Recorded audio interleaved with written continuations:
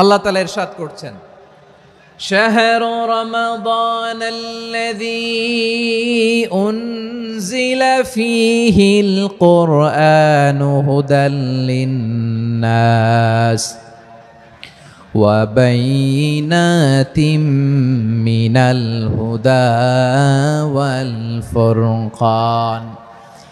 আল্লাহ বলেন, রমাদান এমন একটা মাস যে মাসে কোরআন নাজিল করা হয়েছে, আর এই কোরআন হচ্ছে বিশ্ব মানবের জন্য পথ নির্দেশিকা, হেদায়েতের সুস্পষ্ট বর্ণনা এবং সত্য মিথ্যা পৃথক করার আসমানি মানদণ্ড রূপে জামিনে আমাদের জন্য কোরআন নাজিল করেছে কে?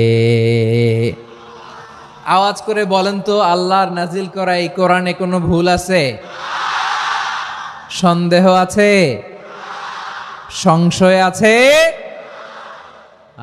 বিয়ন্ডলেস, বাউন্ডলেস, বটমলেস, এমন কিতাব যেটা পড়ে গবেষণা করে এর তথ্য, উপাত্ত, ইনফরমেশন, লেসন নিয়ে শেষ করা যায় না। সুবহানাল্লাহ।